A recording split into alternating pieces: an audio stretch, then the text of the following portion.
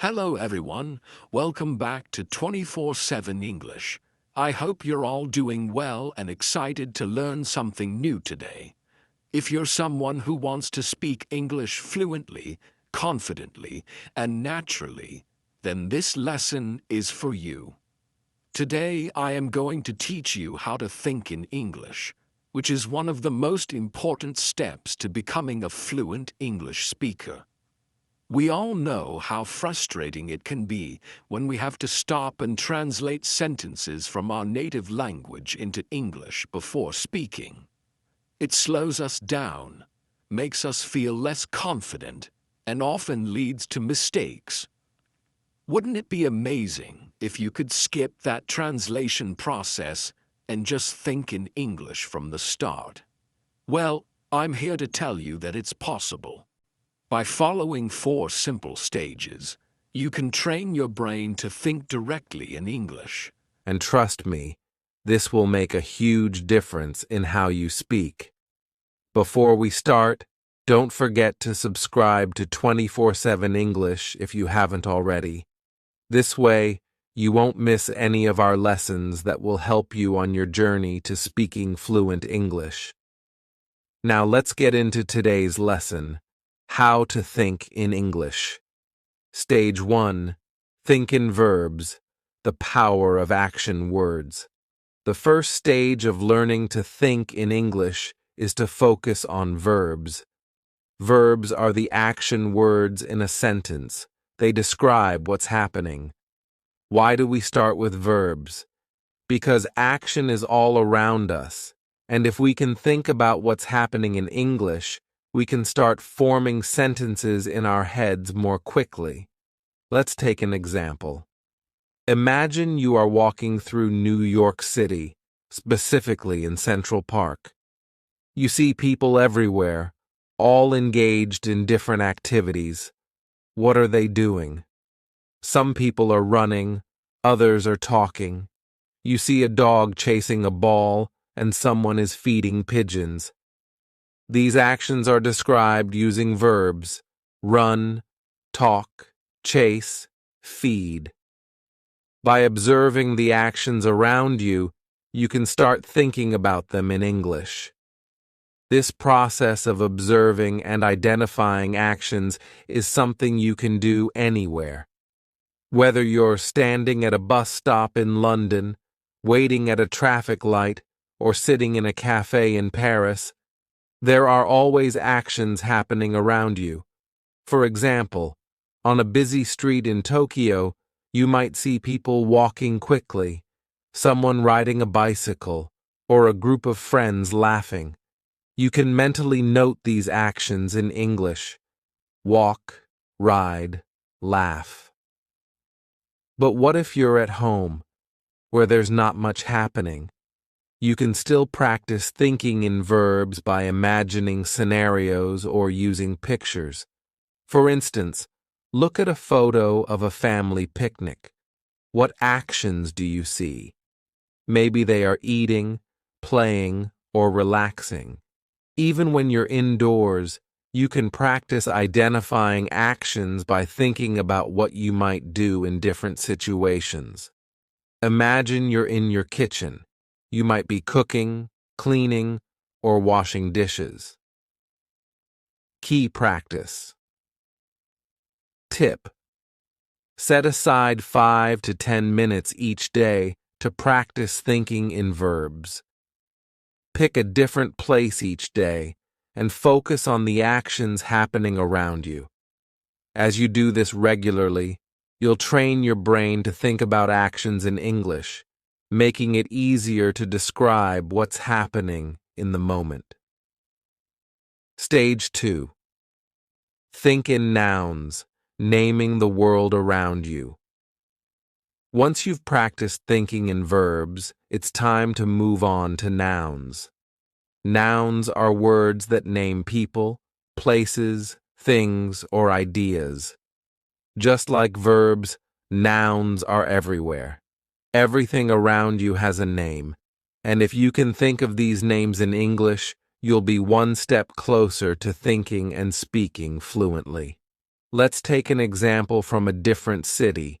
Imagine you're in Sydney, Australia, standing by the famous Sydney Opera House. As you look around, you see the building, the harbor, and many tourists taking photos.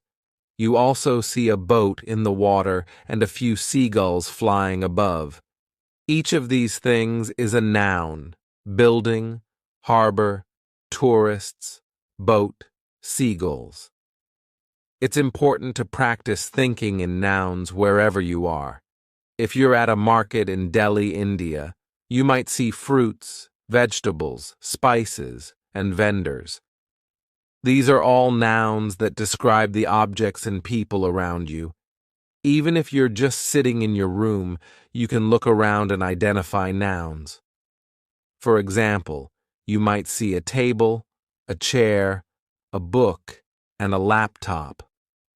Another great way to practice thinking in nouns is to describe what you're carrying with you.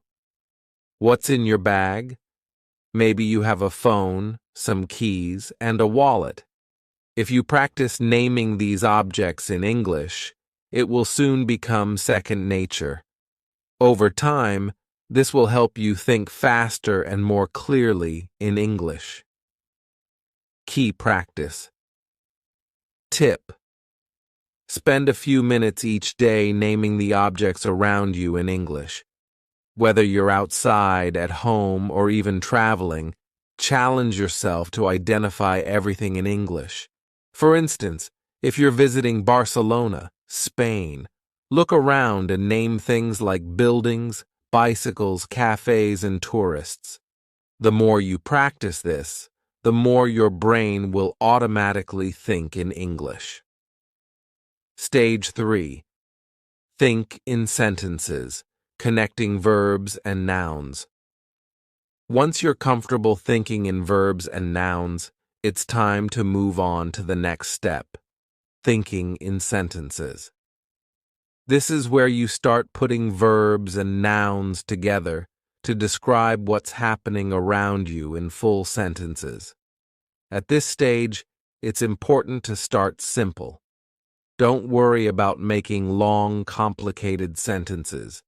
Just focus on creating short, clear sentences that describe what you see.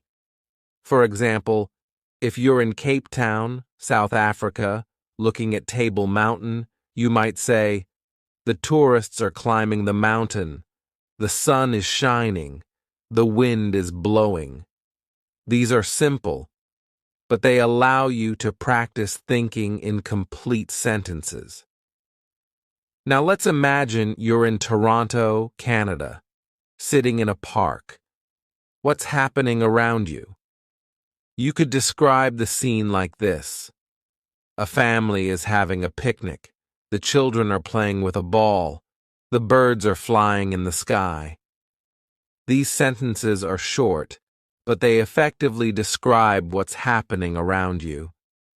As you become more comfortable, you can start making your sentences longer. For example, if you're in Berlin, Germany, walking near the Brandenburg Gate, you might say, "A group of tourists is taking pictures of the monument. Some of them are listening to their tour guide while others are checking their maps." This sentence combines multiple verbs and nouns, giving a fuller description of the scene. The goal here is to get used to thinking in sentences instead of just words. This will help you when you're speaking, as you won't have to stop and think about each individual word. Your brain will automatically form sentences in English. Key practice. Tip: every day, take 10 to 15 minutes to describe your surroundings in sentences. Whether you're at home, in the office, or walking through a new city, try to form complete sentences in your head that describe what's happening. If you're in a cafe in Rome, Italy, you might say, "The waiter is serving coffee. Two friends are chatting at the next table.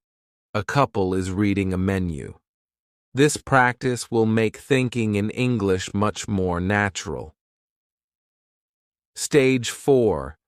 Think in paragraphs, bringing it all together. The final stage is to move from thinking in sentences to thinking in paragraphs.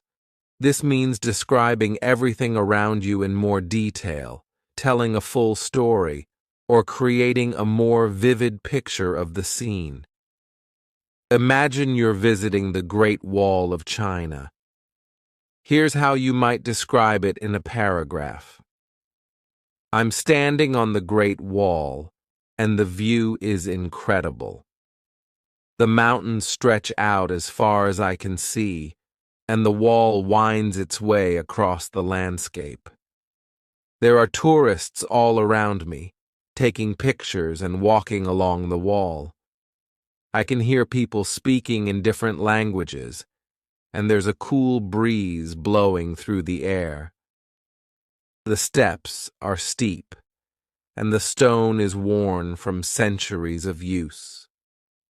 In this paragraph, you've combined everything: verbs, walking, speaking, nouns, tourists, mountains, wall, and sentences to create a full description of the scene. By practicing this, you'll start thinking in English more naturally, as you won't just be forming short sentences. You'll be able to describe things in full detail. Let's take another example. Imagine you're walking through a bustling market in Istanbul, Turkey. You might describe the scene like this. The market is filled with people, all busy shopping and bargaining with the vendors. I can smell the spices in the air, and the bright colors of the rugs and textiles catch my eye. A man is selling tea from a cart, and groups of tourists are taking photos. The sound of people talking and laughing fills the air, and the atmosphere is lively and energetic. When you practice thinking in paragraphs like this, you are training your brain to describe events and scenes in full detail without stopping to translate from your native language. This stage is essential because it helps you not only think in English, but also express your thoughts in a more coherent and fluent way. By focusing on forming paragraphs, you can talk more naturally and at length, which is key when you're aiming for fluency. Let's take one more example to practice. Imagine you're sitting in a cozy cafe in Amsterdam, Netherlands. Here's how you might describe the scene in a paragraph. I'm sitting at a small table by the window, sipping my coffee. The cafe is warm and inviting, with soft music playing in the background. Outside, I can see people riding their bicycles along the canal. The sky is cloudy, and it looks like it might rain soon. Inside, a few people are reading books, and a couple is chatting quietly over their breakfast. By practicing thinking in paragraphs like this, you'll develop the ability to describe more complex situations naturally and fluently in English. The smell of freshly baked bread fills the air, and the atmosphere is calm and peaceful. In this paragraph, you've combined all the elements, verbs, nouns, and sentences to create a vivid picture of the scene. This is the final stage of thinking in English, where you can describe situations in detail, just as you would in your native language. Take a few minutes to describe your day in a paragraph. Start from the moment you woke up and think about everything that happened. What did you do? Where did you go? Who did you meet? Try to describe it all in English. For example, today was a busy day. I woke up early and went for a walk in the park. The weather was nice, and I saw a lot of people exercising. After that, I had breakfast at a small cafe. I ordered a cappuccino and a croissant. Later, I went to work and had a meeting with my team. We discussed our new project, and everyone had great ideas. In the evening, I met a friend for dinner at a restaurant. We had a great time catching up and talking about our week. This type of daily practice will not only help you think in English, but also improve your ability to recall and describe events in detail. Putting it all together. Achieving fluency. Through practice. By now, you should have a clear understanding of the 4 stages of thinking in English. Think in verbs. Focus on action words and describe what is happening around you. Think in nouns.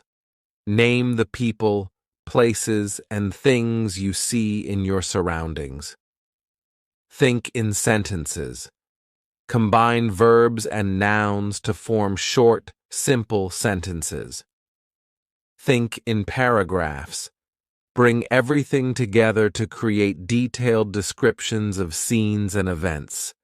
Each of these stages builds on the previous one, helping you develop the ability to think directly in English without the need for translation. It's important to practice each stage regularly, as this will train your brain to process information in English more naturally. Why thinking in English is essential for fluency. Now that you understand the stages, let's talk about why this method works. When you first start learning English, you likely translate from your native language. This is natural, but it creates a delay in your speaking. Instead of speaking smoothly, you have to pause and think about what to say, which can make you feel less confident. By practicing thinking in English, you eliminate that translation step. Your thoughts will naturally form in English, making your speech faster and more fluid. When you can think in English, you'll also find it easier to have conversations, express your ideas, and respond quickly in discussions. For example, imagine you're at a job interview in London, and the interviewer asks you to describe a challenging situation you faced at work. If you're thinking in your native language, you might need a moment to translate your thoughts into English. But if you've trained yourself to think in English, you can respond immediately and confidently, without hesitation. The same goes for everyday conversations. Whether you're chatting with friends, giving a presentation, or even ordering food at a restaurant, being able to think in English will make the process much smoother. Practical exercises to help you think in English. Now that you've learned the 4 stages, here are some practical exercises you can do to improve your ability to think in English daily. 1. Observations. Spend 10 to 15 minutes each day observing your surroundings and describing them in English. Whether you're on the bus, at the park, or walking through your neighborhood, challenge yourself to describe everything you see using verbs, nouns, and sentences. 2. Picture descriptions.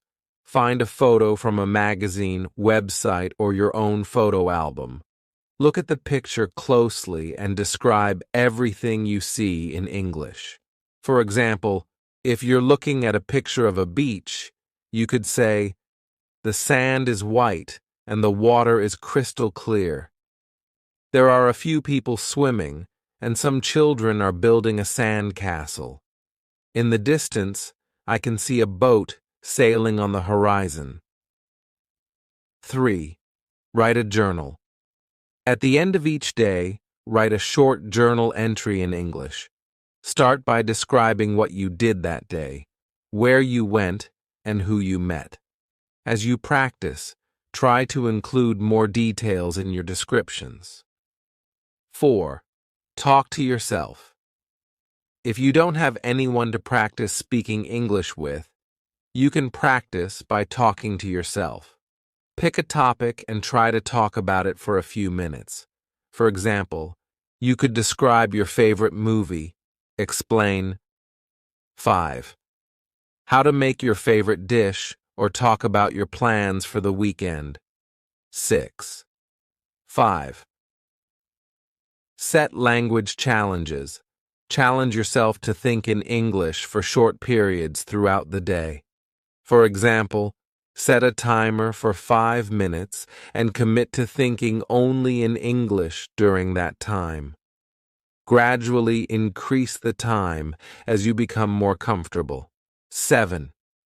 Final thoughts. The road to fluency. Learning to think in English is a journey, and it requires patience and practice.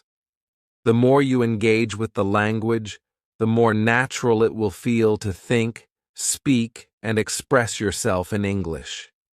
By following the 4 stages, verbs, nouns, sentences, and paragraphs, you'll build a strong foundation for fluency.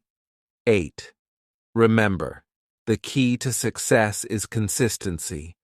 Practice every day, even if it's just for a few minutes, and you'll see improvement over time.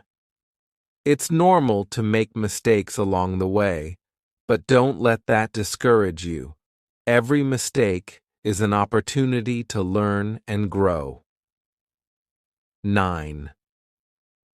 So, are you ready to take the next step on your English learning journey? Start practicing today, and soon you'll be thinking in English like a native speaker. 10. Thank you for joining me in today's lesson on 24/7 English.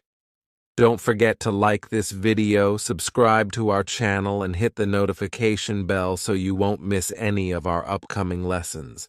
Keep practicing, stay curious, and I'll see you in the next lesson.